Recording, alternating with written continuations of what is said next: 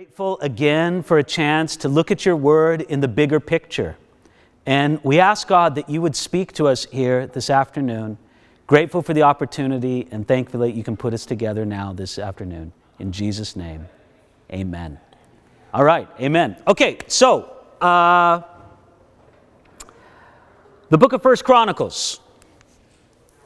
1 Chronicles, first of all, is a book that you have probably neglected in your Christian life. Is that not the truth? Unfairly so. Unfairly so.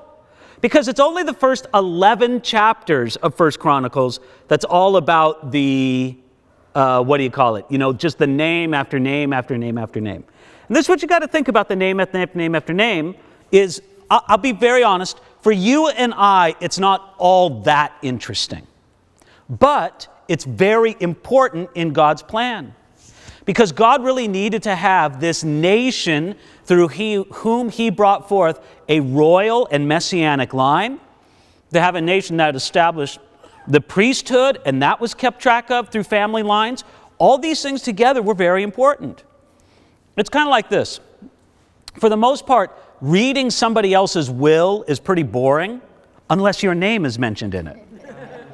So if you're in it, it's of vital importance. We understand that for those of us from a distance, it's not, it doesn't really, light our fuse, but it is nevertheless very instructive. So let's go this. Keys to the book of 1 Chronicles. It is 29 chapters, 942 verses. It is the longest of these historical books of the Old Testament. Originally one book in the Hebrew Scriptures, the words, that is the accounts or the events or of the days or the events of the times. That's what it was called in Hebrew, if you translate the idea into English. 1st and 2nd Chronicles were originally one book. It was divided when it was translated into Greek. It could have been divided just for the sake to fit on scrolls better. We don't know exactly why they divided it, but that seems like a good guess. It's titled, does anybody want to read that word? Paralipomenon. Paralipomenon in the Septuagint, of things omitted. That's what it's titled in the Septuagint. By the way, can somebody give me a quick definition of what the Septuagint is? Yes? It's the Greek version of the Torah. The Torah, just the first 5 books of the Bible. Of like the entire Bible. Oh, the entire, okay. You were using Torah in its broader sense, not in the limited sense of just, of course, I think everybody understood that too. Yeah, because normally when we say Torah, we're just referring to the first 5 books of the Bible, but sometimes it's used to refer to the Hebrew Scriptures in their entirety. And is that called the Pentateuch? The first 5 books are also called the Pentateuch. That's correct. Okay, so in the Septuagint, it emphasizes with this title the idea that it contains things about sacred history that are not included in 1st and 2nd Samuel, 1st and 2nd Kings. That's why it's called of things omitted. And if you want to talk about the name Chronicles comes from the Latin translation, the Latin Vulgate, done by, big extra points for anybody who knows who translated the Vulgate. Jerome! Oh, man! Woo! Important. Now, you guys knew that. Jerome's Vulgate translated the Bible into Latin, and he gave the standardized Latin version to the Christian world. They called it Concordium Liber, the Book of Chronicles. That's where we get our title, Chronicles, okay, from the Latin version. Next, keys to the book of 1 Chronicles. Oh, wow, look at this. I made a mistake. Oh, I do have my bullet points. They're just way over. Can you see that? My bullet points are way, way over on the side. But you can still get the spirit of the bullet points there. It's a divine editorial on the history of God's people. In other words, does 1 Chronicles record history? Yes. But it does it from a deliberate angle. And the deliberate angle is, number one, an emphasis on the priesthood, an emphasis on the temple, an emphasis on the royal line, and frankly, more of an emphasis on good news than bad news. Are we taking a picture back here? What's going on with this? They wanted me to take pictures. Who's this they that wanted you to take a picture? Besta? Does she want to get the whole class in a picture, or is it just me?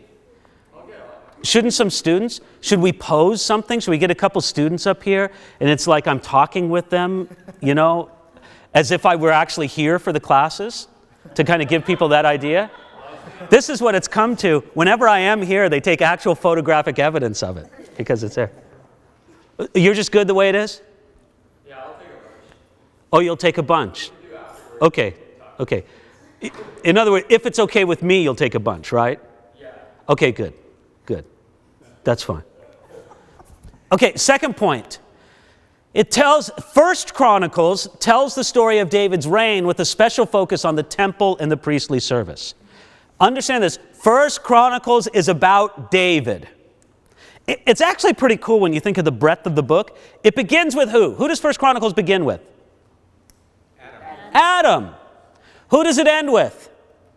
David. Not exactly. Solomon. The handoff is made to Solomon at the very end of the book. So, but the focus of it is David's reign, from the beginning to the handoff to Solomon. But the focus, again, is on the temple and the priestly service. That's the focus of First Chronicles.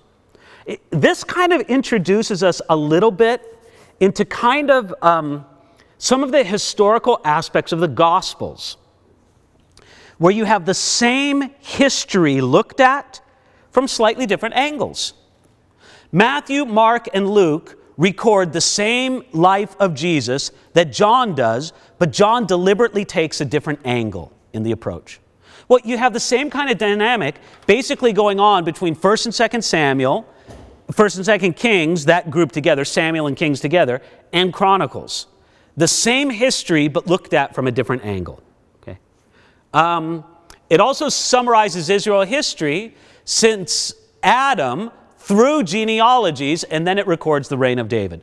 So this is the way conceptually, we'll talk about this when we get to our chart. First Chronicles basically has two halves. The first half is the genealogies, the second half is the reign of David. Okay, so that's where we're going. And the point of the genealogies is to take us from Adam all the way to David. The priests play a prominent role in the book of First Chronicles. And if there's a key concept in the book, I'd call it this: holy history. Now, not that I want to imply that the books of Samuel and Kings are profane history. It's not that. But again, you just have more of an emphasis on the priestly role here in Chronicles. You have more of an emphasis on the temple service and all the rest of it. The key verses, 1 Chronicles 17, 1 through 11 through 14, and then 29, 11. Let's take a look at those together. Although, first of all, let me just mention briefly, key chapters. The key chapter, I think, of the book is 1 Chronicles 17. It is equivalent to 2 Samuel 7. You can remember that, right? 2 Samuel 7 equals 1 Chronicles 17. Because the events in view are the same, and the event is David wants to build God a temple. God says, no, I'll build you a house. And he commits the messianic line, the royal line, to the lineage of David. Okay, so let's take a look at these key verses here. Ready? And it shall be when your days are fulfilled, when you must go to be with your fathers, that I will set up your seed after you, who will be of your sons, and I will establish his kingdom. He shall build me a house, and I will establish his throne forever. I will be his father, and he shall be my son, and I will not take away my mercy away from him, as I took it from him who was before you. And I will establish him in my house and in my kingdom forever, and his throne shall be established forever. Who were those words said by? Who is the speaker? God. Well, wasn't it Nathan? Was it Gad or was it Nathan? But anyway, it was God speaking through a prophet. Okay? So God is the speaker. Who is God speaking to? David. Okay? Who is God speaking about when he says that I will set up your seed after you who will be of your sons? Who is he speaking about? Jesus. Jesus? Jesus? Jesus? Jesus? Yeah, Jesus. Jesus? Jesus and Solomon. Thank you very much. How often do I got to ask for this? Come on, I'm trying to help you guys out here. Could you explain to me how this speaks of both Jesus and Solomon? Because it says that the seed will Nice and loud, nice and loud. Because it says he will establish his throne forever, but then it's talking about how someone from his seed will build him a house, and Solomon was the one who ended up building the temple after he. Well, but didn't Jesus build God the Father a house? Did Jesus build God the Father a house? Help me out. Yes, church. Is the church referred to as a temple, God's holy habitation? Yeah. So is this true of Solomon? Yes. Is it more true of Jesus? Yeah. So what you're saying is that in a limited, immediate sense, it's fulfilled in Solomon. But in a perfect, more distant sense, it's fulfilled in Jesus. Is that what I hear you saying? That's brilliant. That's a brilliant way to say it. That's fantastic. Okay, so do you get the picture here? What we have is this concept, and this is common in prophecy.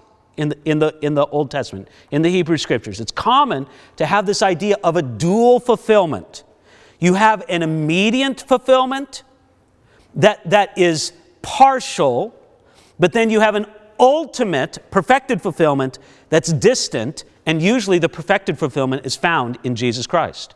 Again, it's a common phenomenon in this. So look at this. It shall be when your days are fulfilled, and when you must go to be with your fathers, when you die, that I will set up your seed after you, your descendant, who will be of your sons, and I will establish his kingdom. Was that true of Solomon?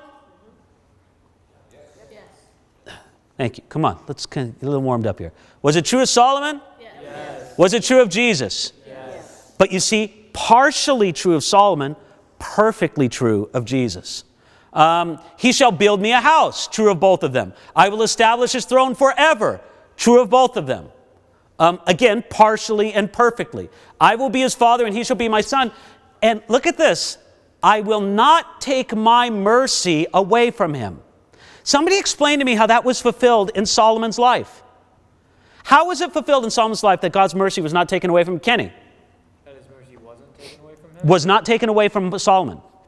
Solomon still continued to rule the United Kingdom until the end of his life, even though he turned away from God. Oh, so Solomon fell into sin, but God didn't take the kingdom away from him. Why didn't God take the kingdom away from him? Because of the promise. That's right. You don't even need to speak words, just point, and that's fine. Because of the promise that God made. And isn't that significant? I mean, it has a very stirring partial fulfillment in Solomon. Where was this perfectly fulfilled in Jesus? Where did the Father not take his mercy away from the Son? Most pointedly.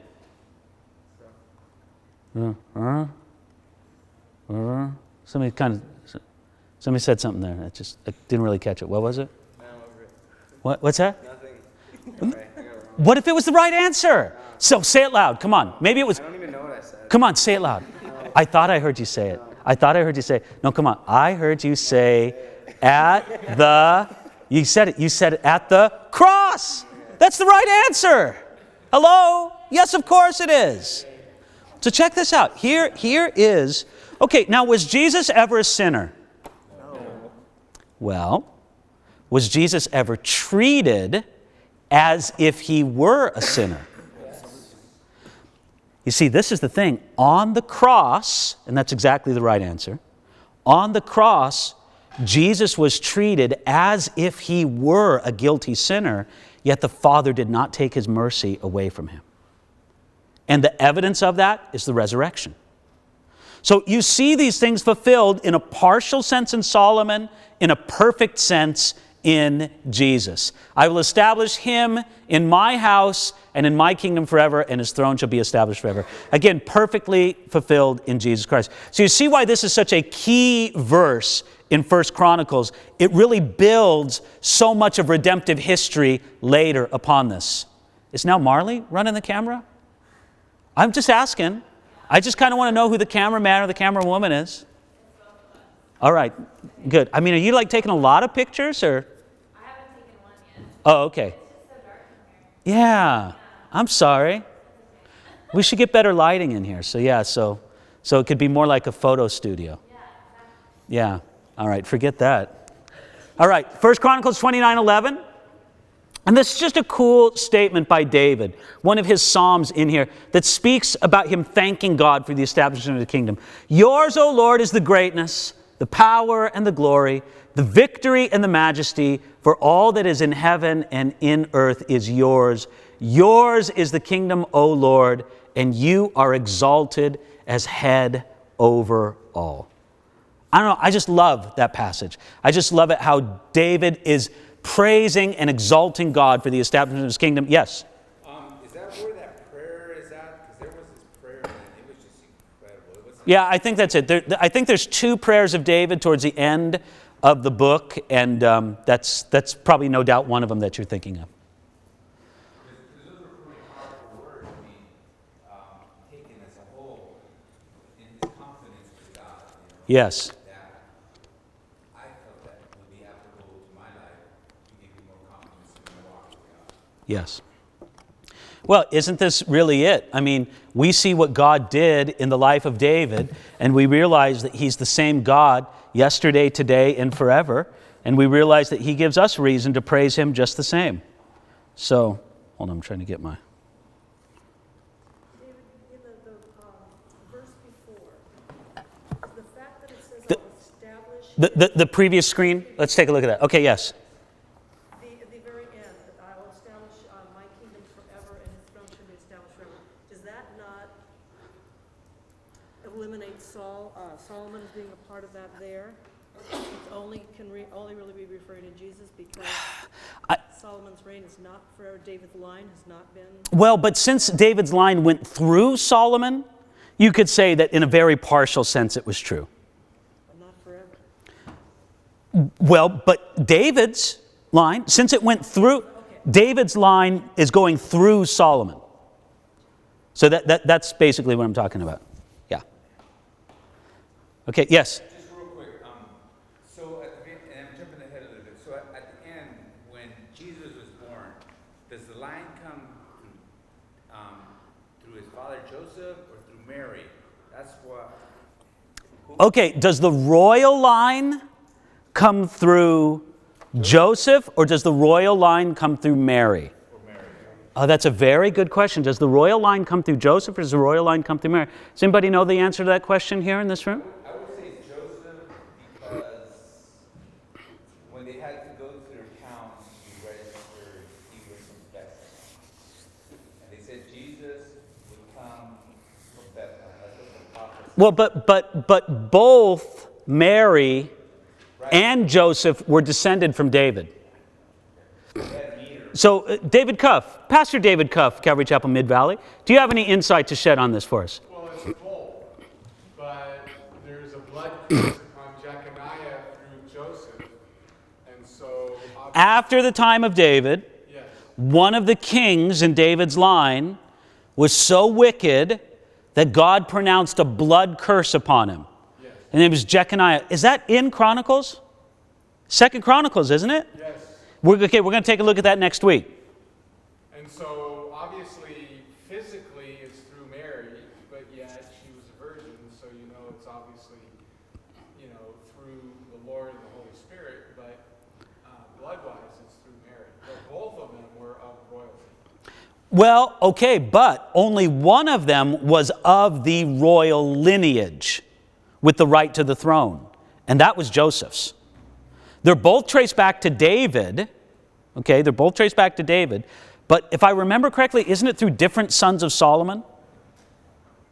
Different descendants of Solomon, or I don't know where it branches out. You got Yeah. me there. But here it is. the right to the throne passes through Joseph's line. Here's the thing. God pronounced a blood curse on Jeconiah and what ended up being Joseph's line. So isn't it a good thing that Jesus was not the blood descendant of Joseph? He's the blood descendant of the line that doesn't have the blood curse on it, but he is the non-blood adopted descendant of the royal line. So it's God's way of throwing Satan a curveball, and we're going to talk about that next week. I find that one of the most fascinating things in 2 Chronicles. Okay, we saw this verse. We saw this verse. Okay, book of 1 Chronicles. Who wrote it? Anybody know?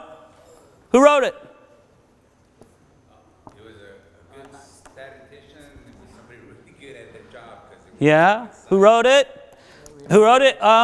Author, none stated, which is another way of saying we don't know. At the end of the thing, we don't know who wrote 1st and 2nd Chronicles. Yes? But wouldn't we say that it was part of the throne, that there was a scribe, and so it actually could have been, because it was from the perspective, it was written from the perspective, like you said earlier, all mostly good news. And right. Had their scribes, and they would write their history, and it was from, so more than likely it was a scribe within the throne. Well, and since it covers several hundred years, there's no doubt that there was a compiling of accounts. But somebody compiled it and gave it to us in its present form, probably Ezra. Ezra is the one stated by Jewish tradition in the Talmud, and I think a good process of deduction. So the text does not plainly tell us that it was Ezra, but I think there's good reasons to believe that the Jewish tradition in the Talmud is accurate when it says that it was Ezra. First of all, we have similarities to some passages in the book of Ezra. You don't need to compare these, but if you were to compare 2 Chronicles 36 through 22 and 23 and Ezra chapters 1, those sections of verses, you'll find they're almost identical, which would kind of lead you to believe the same guy wrote them both. Now, wait a minute.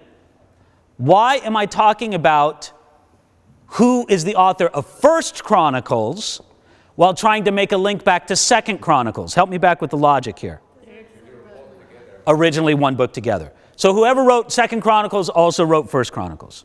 So we have that. It's also a very logical deduction to say that whoever was the author was of a priestly family. And we would know this just because of their great interest in the priesthood and their great interest in the kingdom of Judah. Isn't it interesting? 1st and 2nd Chronicles tells you almost nothing about the northern kingdom of Israel. Nothing.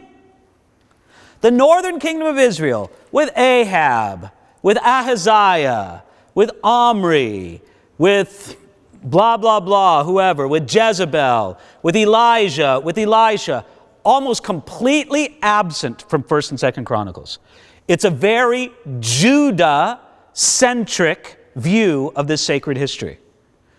Ezra, we also know, was an educated scribe.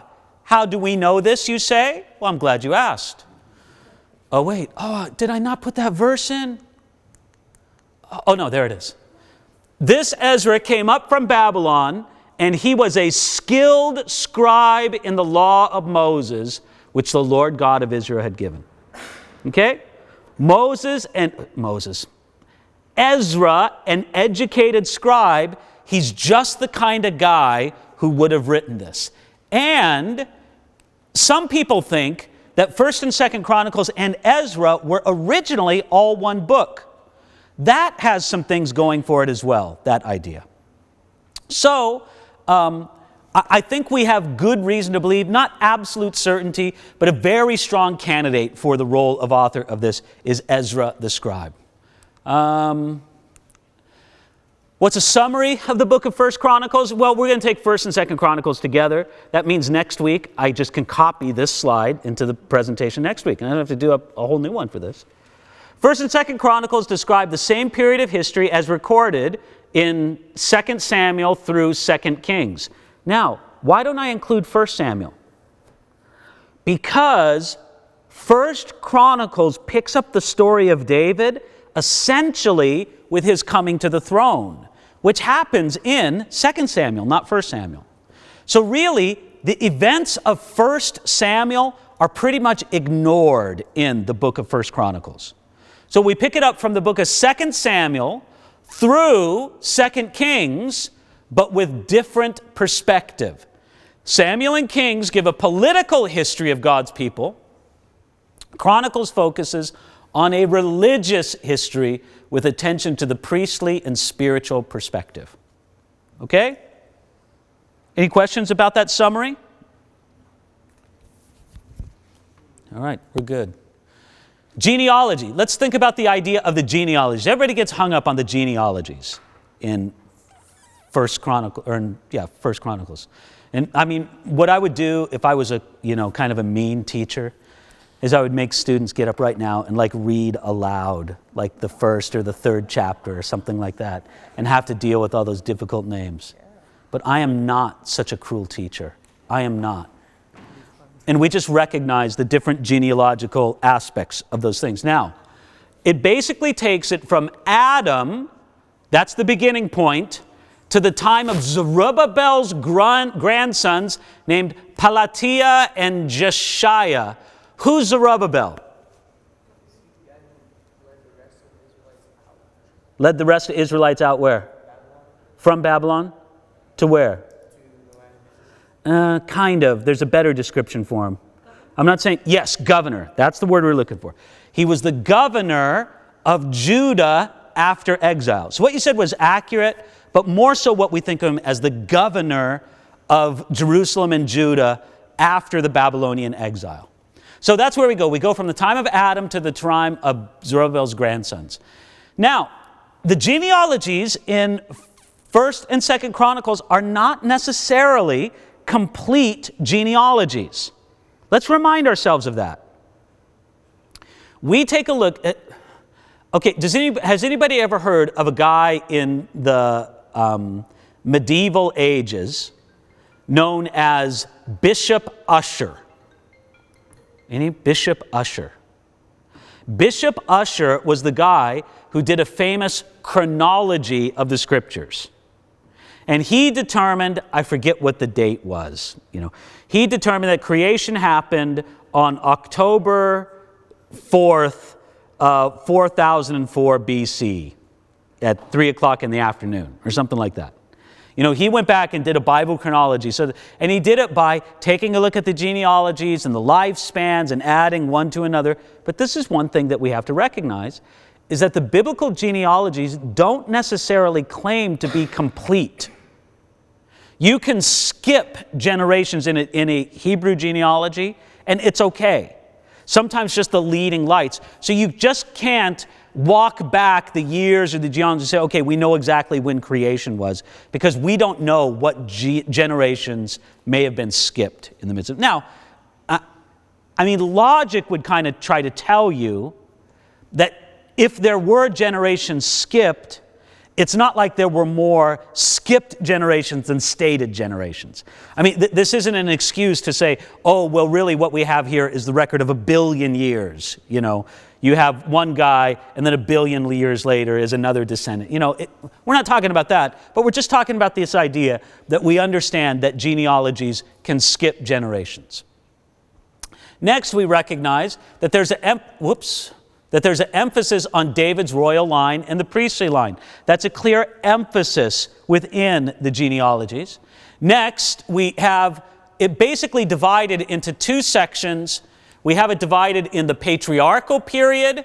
That's essentially the first 2 chapters, and then the national period once they had come into the land.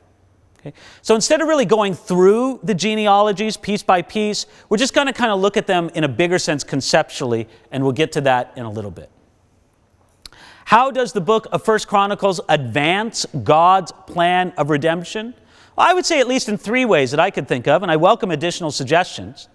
Number 1, I would say that it shows God at work from the beginning of history to bring forth a royal line for the Messiah. I don't know about you, but there's something to me that's pretty cool about this idea of going back to Adam and seeing how from the time of Adam, God was at work bringing forth a royal and a messianic line. I think it's just a fascinating thing to look at, to examine. How God, again, from the very beginning, from the time of Adam, planned to bring forth a Messiah and work that plan out through the generations. Now, this brings us to something that is kind of fascinating to me. It's a concept, and it's a concept that I've developed in some teachings that I've done, but I don't really plan on developing the concept fully here, more so just mentioning the concept. Here's the concept. When God declares a direction for the messianic line, that line immediately comes under attack from Satan. Because Satan has a vested interest in destroying the messianic line. Now, how so? How does this happen? Okay, who were the first people designated to be ancestors of the Messiah? Adam and Eve. Okay?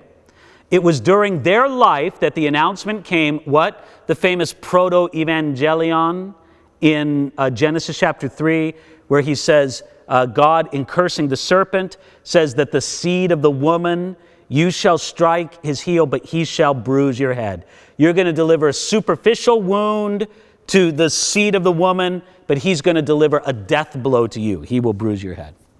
Okay, so who was the first descendant of Adam and Eve in the messianic line? Cain. Does anybody know what the name Cain means? Pardon me? I've got him. I've got him. What were Adam and Eve thinking when they've named him? I've got him. They thought he was it. Okay, God told them the seed of the woman is going to be the one who destroys Satan. Would you blame Adam and Eve for saying, okay, God said that the seed of the woman is going to destroy Satan, and look, here it is, it's the seed of the woman. He's the one. This is the guy. I've got him. Cain immediately became a focus of satanic attack and ended up utterly disqualifying himself by murdering his brother, and actually got a curse placed upon him. Okay? Well, that's all right. God's plan wasn't thwarted. The messianic line did not go through Cain. It did not obviously go through Abel because he was murdered. Who did it go through? Seth. Okay? Where is the next place in God's redemptive plan where he displays or announces through this person the Messiah is going to come? Yes? I was going to say Noah, but... Noah? He didn't say it. Yeah, he didn't say that. He didn't say that. Pardon me? Through Abraham. That's right. Where does God say it to Abraham? Genesis chapter 12. I'm going to give you a land, I'm going to make of you a nation, and in you all the nations of the earth shall be blessed. It's almost like when God said that to Abraham, an alarm bell rang off in hell. Because I want you to look at this from Satan's mindset. After the flood, he sees humanity multiply across the face of the earth, and Satan asks himself, who is going to be my destroyer? Where's it going to come from? I have no idea. It could come from any one of these families. And then God says, no, Abraham, you're the guy. It's going to come through you. Immediately, Satan attacks the family of Abraham. So much so that Sarah is taken into Pharaoh's harem and is almost permanent, because she was the ordained one, and Satan knew this either through intuition or some way else. And Satan tried to get that thwarted. God protected, and it went on. And you see this go on and on all through God's redemptive plan. When he narrows it down to a specific person, that person immediately comes under attack. Very shortly after God narrowed it down to David, with announcing that it would be through his line the Messiah would come, David fell with Bathsheba. Relatively short time later. So again, you see this pattern. Well, this is a big deal. God was at work from the very beginning of history to bring forth a royal line for the Messiah. Next, we would say that God's covenant with King David establishes the royal line of the Messiah. So there's two aspects. There's the genetic aspect of the Messianic line, but then there's also the royal aspect of the Messianic line. Both of them are prominent in the book of 1 Chronicles. And then thirdly, I would say this, that the temple services and its institutions preview the perfect person and the perfect work of the Messiah. The temple was important in God's plan. It was important to keep the nation alive and thriving spiritually as much as it could. And it was important because all those temple services, all those temple things pointed towards the perfect person and work of Jesus Christ. Okay? Any questions here? Next. Here we have our chart. Where does the book of 1 Chronicles come? Is it one of the books of the law, the Pentateuch? No. Okay. Is it one of the poetical books? No. Is it one of the prophetic books? No. Neither major nor minor. It is one of the historical books, and it lies between 2 Kings and 2 Chronicles, the book of 1 Chronicles. You have this order. I wonder, do you not wonder if all of our Bible college students could not write this list out from memory? Do you not wonder?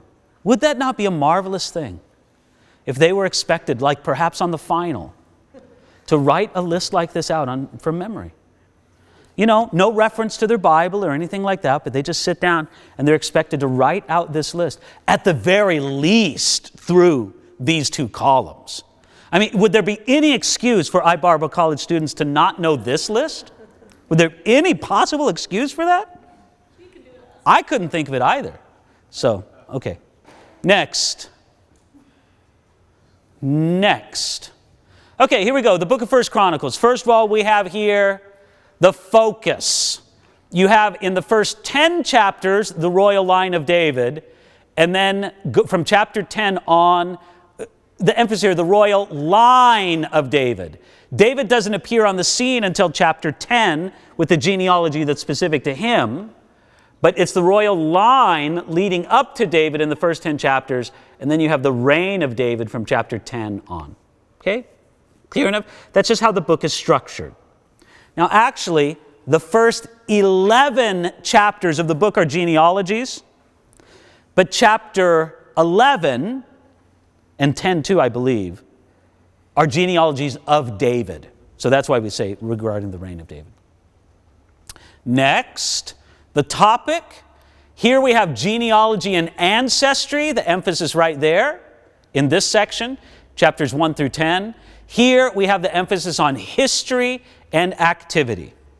So don't let anybody tell you that the whole book of 1 Chronicles is all about genealogies. It's really just the first 11 chapters.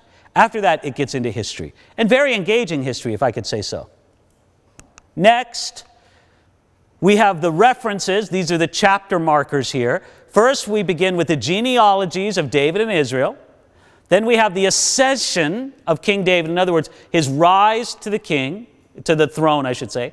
Then we have the acquisition of the ark. Would you please notice something here? How far does the chapters on the acquisition of the ark go? From chapter 13 all the way through chapter 17. So you have 1, 13, 14, 15, 16, 17. I have to close my eyes when I count that. You have 5 chapters just talking about the whole thing of bringing the ark into Jerusalem. Why 5 chapters for that? They screw it up the first time. Well, because they screw it up, yeah, and it's a good story.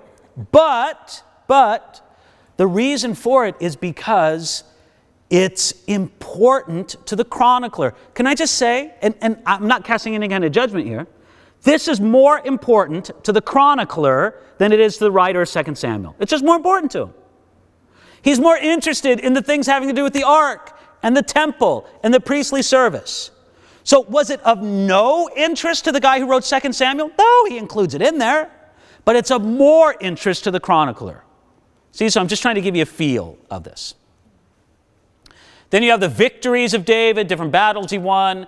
Then you have preparation for the temple. Now notice this, from chapter 21 to chapter 28, or actually through chapter 27, you have this really remarkable thing of all these preparations that are made from the temple. Everything for how they got the land to it, to the amassing of the great number of supplies for the building of the temple. And then finally, you have the last days of David. This includes those couple awesome Psalms there at the end, chapters 28 and 29. Okay? So that's kind of how it breaks down conceptually. Time,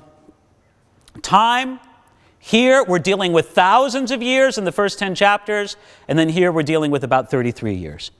I just want you to get it down firmly in your minds that there's a sense in which the book of 1 Chronicles is two books. Two books in one.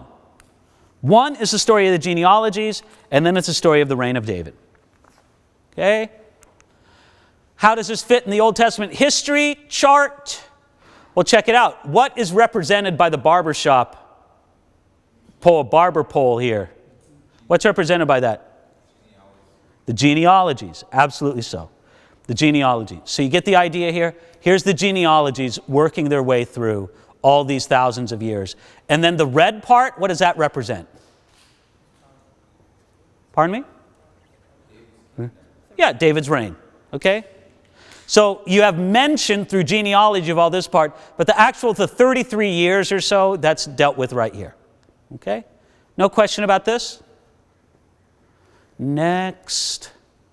Location, where does all this happen? Israel. 1 Chronicles is one of those books that seems to take place pretty much only in Israel. So let's take a look at just a couple maps. By the way, this chart, it's on the Bible College site. Taken from, where do I get these charts from? The Open Bible. Open Bible, right. But I'd copy them myself and have to redraw them myself. I do that for you. Yes? I thought that First Chronicles, they sort of went over Omri's reign, and I thought he was from Israel. Omri's from Israel.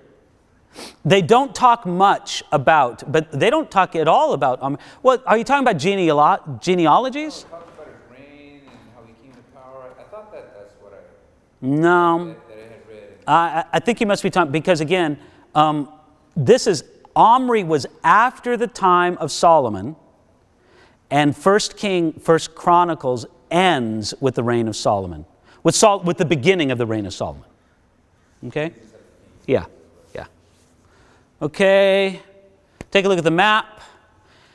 Here's Israel in the days of King Saul. This is just a little bit of a contrast here. Again, you know, Philistines are strong, the Phoenicians are strong, the Moabites are strong, the Ammonites are strong, the Edomites are strong. You have all this. Then you have, under David, you have David with this awesome kingdom. Now, this map is misleading. Does anybody want to explain why this map is misleading? Yes? Because the other world powers are like more than like 10 times the size from King David's. No, that's not why it's misleading. Yes, Michael? Maybe some of those areas aren't heavily populated. Yeah, but that's not why it's misleading. Yes? He wasn't king over it, he just had certain Yes! powers. This is it. This, I don't like the label of this map, David's kingdom. It would be better if it said this was his sphere of influence.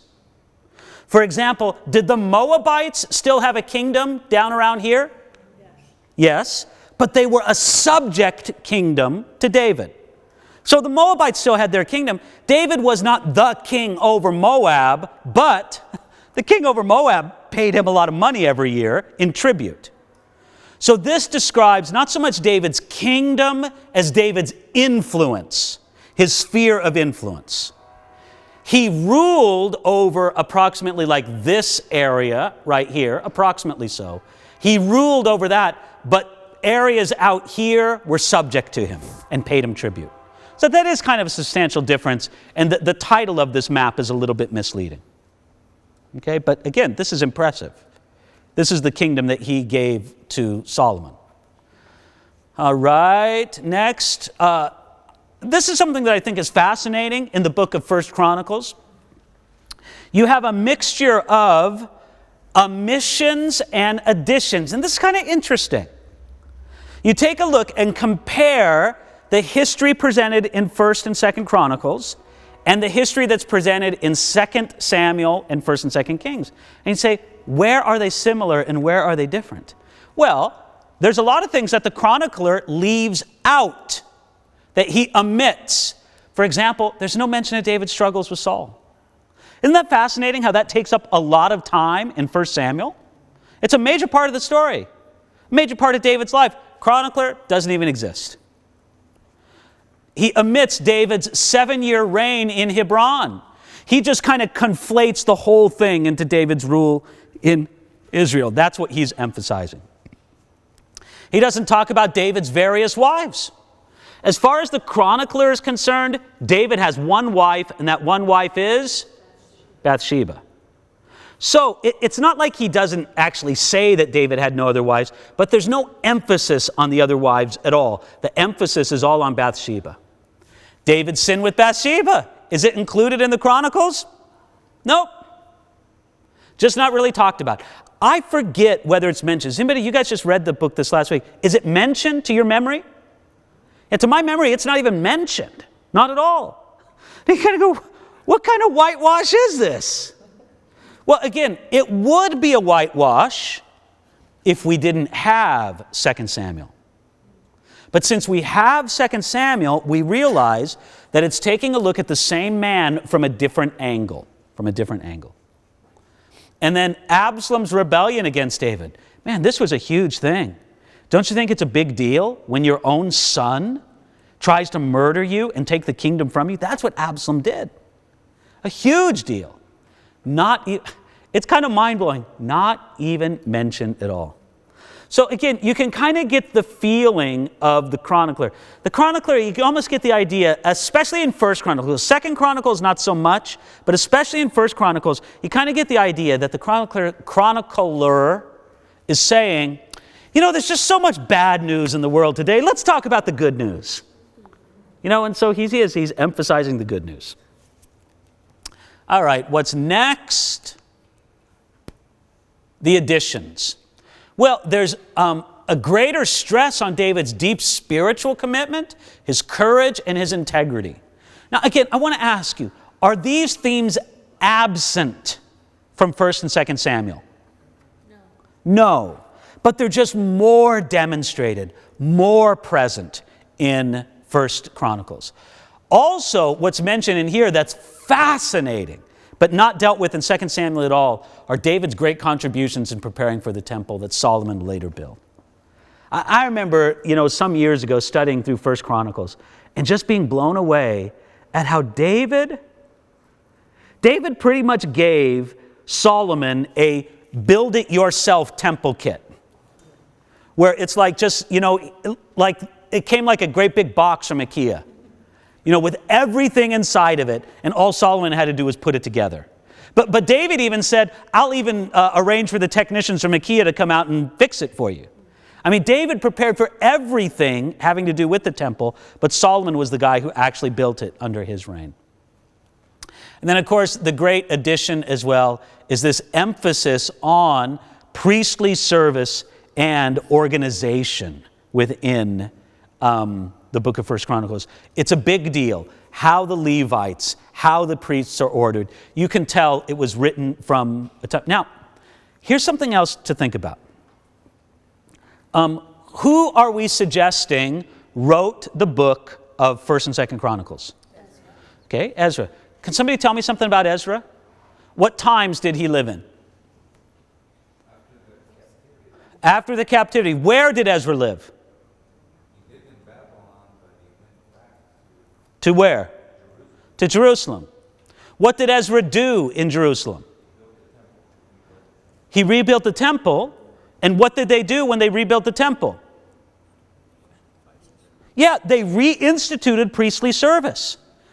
Does it kind of ring the bell why Ezra would be so interested to emphasize the temple and the priestly service? Because that's exactly what they're reinstituting when he writes it. He's like saying, you know what?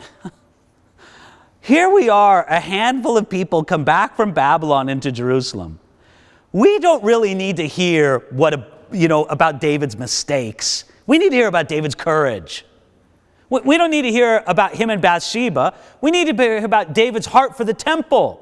We need to hear how he organized things. And you can just see where it really fits why Ezra would bring forth this at this particular time. Okay? Next.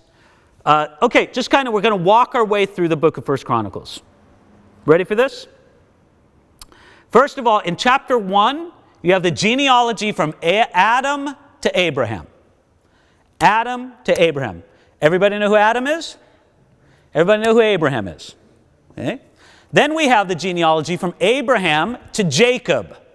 That's a shorter section, but you have a couple side genealogies in there. Abraham, Isaac, and Jacob. Jacob was given another name as well. The other name of Jacob was Israel, which means we don't exactly know, do we? Some people think it means prince with God. Some people it means the one who struggles with God.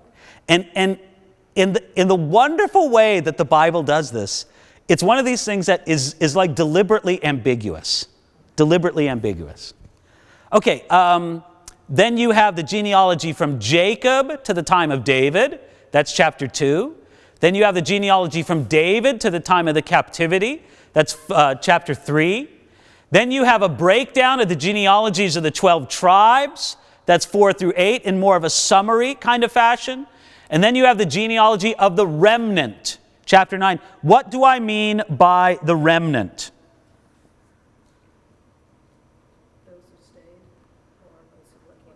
Those who came back. Those who came back. Yeah. Practically speaking, there was no remnant in Judah that was left behind, but there was a remnant that came back.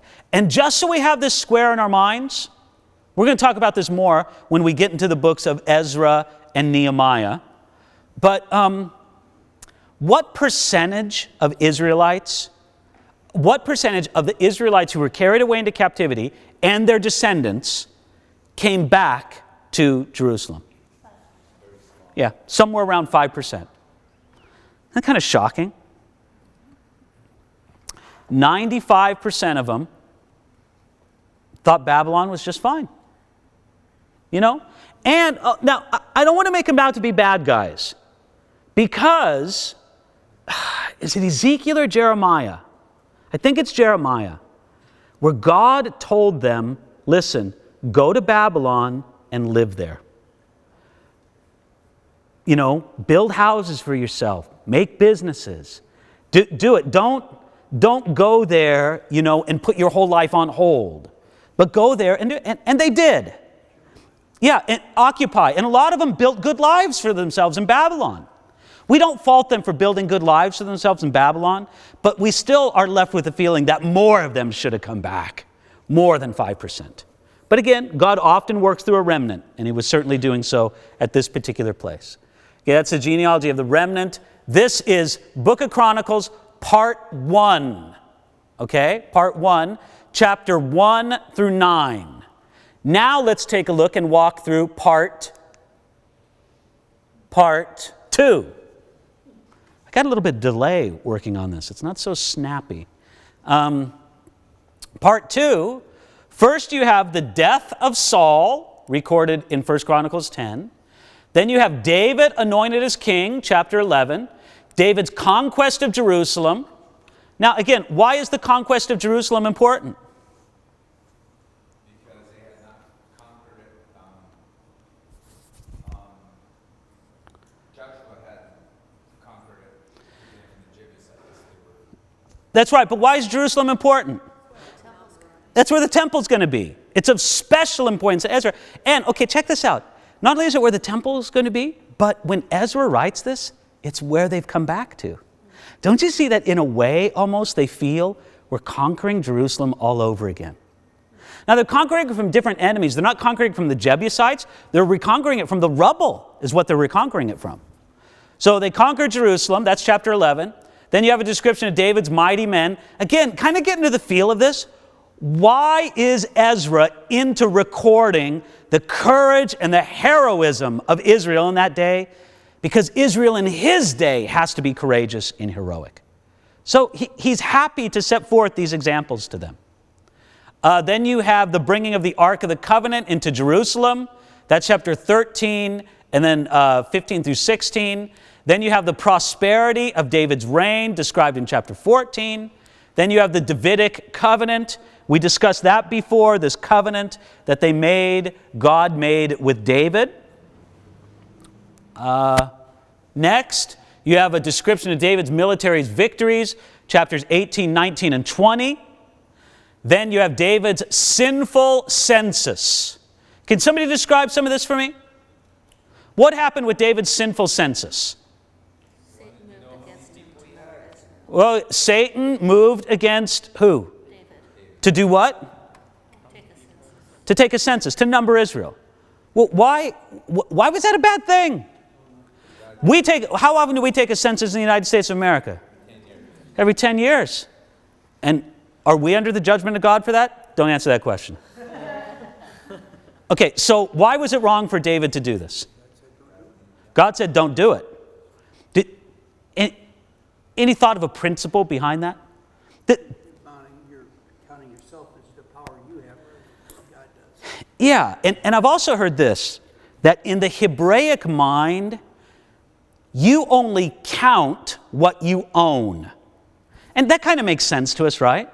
I'm not counting your bank account. You know, it would see something unseemly about that. You know, you could kind of think of this theoretical world. Well, who cares? You know, count anybody else's, whatever it is. No, that's not right. That belongs to them. It doesn't belong to you. So in the Hebraic way of thinking, you only count what you yourself own. And for David to count Israel without the express permission of God, there were times when God commanded them to count. But to do it without God's express command was a way of exerting your own ownership. You belong to me, is what it was saying. Well, and he had a chance to stop because Joab says, are you sure this is such a good idea? Right. You know, he could have said, okay, no, it's not a good idea, never mind. Okay, now, does the chronicler... okay, so was this a mistake, David? Was this something wrong that David did? Yes. Yeah? Okay. No, wait a minute. I'll do my Columbo thing. There's just one thing I don't understand. I just don't understand this. The chronicler doesn't mention David and Bathsheba. He doesn't mention David and Absalom. He doesn't mention some other grievous mistakes that David made. Why does he mention this? Why is this relevant? Why bring up this mistake if you're not going to bring up some of the other ones? Brings about Mount Moriah. Pardon me? Brings about the purchase of the threshing floor at Mount Moriah. Bingo, charades, right there, right on the nose, right on the nose. Deborah has expressed this very well. The reason why you need to bring up the mistake there that David made, or the sin, however you want to call it, is because that initiated a chain of events that led to David purchasing Mount Moriah. Why is it important for us to know that David purchased Mount Moriah? Because what became later on Mount Moriah? The temple.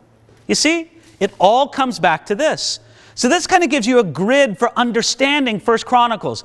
Oh, okay, I get why you leave out Bathsheba. I get why you leave out Absalom. But I also get why you include the sinful census. Because it sets into motion the chain of events that results in obtaining the property whereupon the temple will be built.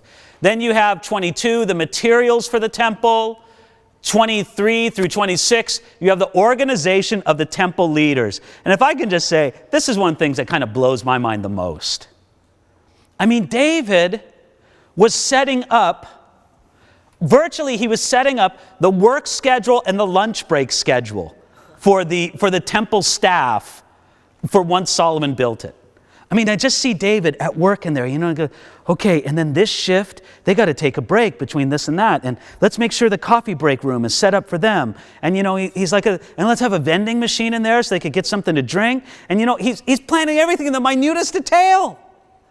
Because, again, what he's trying to show is, again, and this is important for Ezra in his day. It's true, but this is why Ezra wanted to highlight it. He wanted to highlight this. The man after God's own heart, the greatest king of Israel, cared passionately about the temple of God. Now, if Ezra is rebuilding the temple, that's something he wants the people to know. So in his sacred history, which, by the way, I always imagined that Ezra believed they would read Chronicles right along with 2 Samuel and 1 and 2 Kings. I don't think Ezra believed for a moment that he was doing a whitewash of David's life. He says, no, you've got that, but let me tell you the story in a way that emphasizes some things that I think need to be emphasized for today. Then you have the organization of the leaders of Israel. Again, all this. Which, by the way, just one more thing to say about David. Remarkably so, isn't it amazing that King David, among all the other things he was apparently somewhat of an administrative genius. I cannot get my head around this guy. I mean, most of us, we're good at one or maybe two things, maybe. But David was really good at several things. One of them being a stone-cold killer. I mean, you know, an elite special forces guy. So it's just absolutely remarkable, this man. Then you have the final exhortations of David, the final provisions for the temple, the final prayer of thanksgiving, the coronation of Solomon, and the death of King David. All kind of packed in there into chapter. Look, I mean, all this is in chapters 28 and 29. But it's the end. Okay? That's kind of the flow of First Chronicles. Okay? Are we good with this? Are we understanding it? Do you feel like you kind of get the book? All right. Where do we see Jesus in the book of 1 Chronicles? Well, of course, we see King David as a preview of King Jesus. And again, this doesn't surprise us in the slightest. King David as a preview of King Jesus. We saw it before, but you can just see how Chronicles presents it in even more, if you want to say, like a distilled form. It's a little more potent there in 2 Chronicles. 1 Chronicles, I mean. Secondly, we see Jesus as a result of the covenant that God made with David. Okay, the Davidic covenant. We talked about that when we talked about the book of 2 Samuel. We also see the priority of the tribe of Judah. In the genealogies, you'll notice it's subtle, but it's there. There's some priority given to the tribe of Judah. Why? Because that's the tribe that brings forth the Messiah and the line of David. And then finally, it is the last book in the arrangement of the Hebrew Bible. The way that the Hebrew Bible is arranged, now I take it as so. I don't have one in front of me. But the books of 1st and 2nd Chronicles are the last books in the arrangement of the Hebrew Bible. And so from a standpoint of a first century believer, it's a lead-in to what God did with Jesus. All right. What if 1 Chronicles was not in the Bible? What questions would kind of achingly be asked? Well, first of all, you'd ask the question, is there a continuity in God's plan from the beginning of history? And the answer to that is yes. Just look at 1 Chronicles. You go all the way back to the time of David, all the way back to what was I going to say? All the way back to the time of Adam. And God was drawing a line all the way through there to the time of David and the Messiah. So yes, there's a continuity in God's plan. And then you would say, well, how did God establish a royal lineage for the Messiah? Well, he did it by leading up to David and then by making a covenant with him, as is explained in 1 Chronicles. And then you ask the question, how did Israel go from the tabernacle commanded in Exodus to the temple Solomon built. I mean, if you read the book of Exodus, you see, okay, I get it. God commanded them to build a tabernacle. Okay, I get that. Okay? God commanded that. Then how do we end up with a temple? You say, oh, well, let me tell you a story. It begins when David wanted to build God a temple. You know, and then you just explain the story from 1 Chronicles. And it's a great story. This is how they went from the tabernacle to the temple. Okay, questions? Fragen? Preguntas? No? Okay, problem passages in the book of 1 Chronicles. Look, I've got a little book called Encyclopedia of Bible Difficulties by Gleason Archer. It's a great book. I really like it. But this is kind of where I'm getting my inspiration for the problem passages. Listen, some of the so-called problem passages he points out are so boring that I just skipped over them.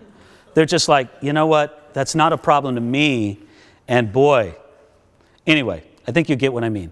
So I'm just bringing up a couple of these, okay? Just a couple. First of all, 1 Chronicles 6:16 and following says that Samuel's father was a Levite, but 1 Samuel 1:1 says that he was an Ephraimite. Which is correct? Aha! We have found the contradiction that proves the Bible is unreliable. How can we ever answer this contradiction? How can we ever trust the Bible again when 1 Chronicles says that Samuel was a Levite and 1 Samuel says that his father was an Ephraimite? How can we square this circle? Does anybody want to read the screen behind me and give the answer? Yes, Kenny, what do you think? Well, since his father was a Levite, he came from an Ephraim city, which was one of the Levitical cities. So, didn't the Levites have their own tribe and their own territory or province within the land of Israel? They had their own tribe, but they were dispersed throughout the whole land. Oh, so they had different cities among the different tribes. Correct. And so one of those cities might have been among the tribe of Ephraim. And that's where Samuel came from? So he was a Levite from the territory of Ephraim. Not from. That's a brilliant answer. I was ready to be worried about the Bible there and contradicting itself, but not since that answer. No, but you see, it's a very logical answer, isn't it? I mean, you're talking about either lineage, genealogically, or you're talking about geography. And 1 Samuel is talking about geography, and 1 Chronicles is talking about lineage. Okay? It's a fair question. We don't despise people for asking questions like this, but we just say, oh, okay, look, dig into it, and there's some answers. And then the other one we're going to take a look at is right here. Okay, 1 Chronicles 22:14 lists 100,000 talents of gold as donated by David to the future temple in Jerusalem. Is this a credible figure, or is it a transmissional error? Let me explain it to you this way. 100,000, what does it say, talents of gold, is a huge amount of money. I mean, unbelievable in its staggering. And there are people who say, no way. There's just no way that David had that kind of money at his disposal.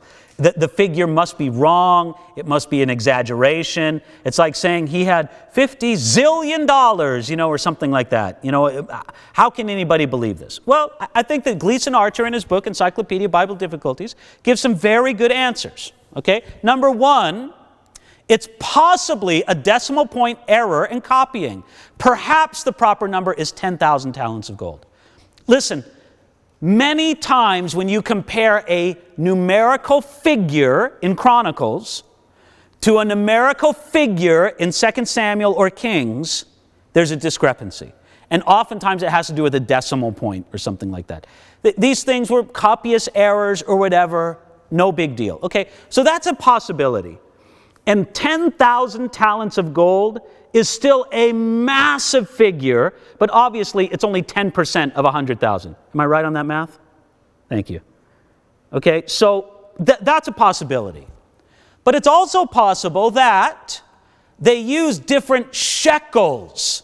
and that the 100,000 talents of gold was made according to a different measurement, a royal shekel as opposed to a temple shekel. So maybe that was worth half as much or something. So that's a possibility. Okay, that could be the case.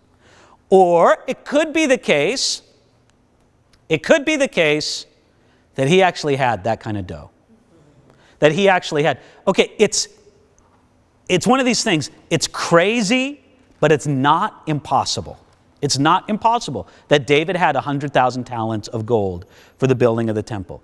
Because some ancient records have far greater descriptions of monetary value. I should have said greater instead of more. Far greater descriptions of monetary value, such as Alexander the Great plundering the Persian treasury. That gives an amount of more than 3 times what David said what Chronicles says David used to build the temple. So look, if Alexander the Great, when he plundered the Persian treasury, if he got more than 3 times that amount, then it's not impossible that David actually had 100,000 talents of gold. And then the other suggestion is simply this, that the conquests of David over the Edomites, the Philistines, the Moabites, the Ammonites, the Syrian kings of Damascus, Hamath, and Zobah, and the Amalekites, it may have actually provided that amount of money for David to use in the construction of the temple. So I don't know, one of these answers, or maybe a combination of these answers, may be it. The problem is that it's not like a kill shot to the reliability of the biblical record. There are several different ways that it could be explained. Here's the point. No expense was spared. Isn't that what it's trying to show us? No expense was spared. And that's pretty cool to think about. That's how David and how dedicated he was to building the temple. I think that's our last slide. Indeed, it is. So, do we feel like we got a good handle on the book of First Chronicles? I was going to say First Corinthians. The book of First Chronicles here? Now, can I just say, it is not as scary book as you thought, is it? You thought, oh, Chronicles, away from me. But now you realize, okay, the first 10 chapters, sure, it's genealogy central. Okay, I got all that. But you know what? After that, it's a fascinating history, written for a purpose, and it really accomplishes it along the way. Okay, do we got that? Any other questions? Yes? I've had difficulties in the past reading it. Like you said, it was easier. I don't know why. But after reading this, it establishes my confidence and trust in God even more, my security, my walk with God, by understanding Him better. I feel that I know Him better. And I know that you quoted First Chronicles 17 and 29 are key verses. We're going to a little bit, but like next week, I think you're going to tell us that Second Chronicles 7:14 will be one of the key verses. But you know what? I really enjoy in the genealogy, it's called the prayer of Jabez, and that really grounds me. I mean, the first couple of times that I read Chronicles, like I said, Is that in First Chronicles? yeah, it's Chronicles 4:10, and that's a powerful prayer. I mean, I do that with my mom when we pray on a regular basis, and the Bible has all these little nuggets of truth that just give life to us, and that is found there, and that's what I get from that.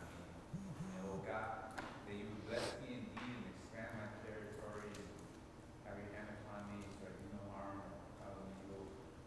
God granted it. I mean, that's a powerful, powerful prayer. That's in, what chapter is that again? Chapter 7? Chapter 4. Why don't we turn there? I want to talk about that. Because you know what? First Chronicles chapter 4, where should we start? What verse?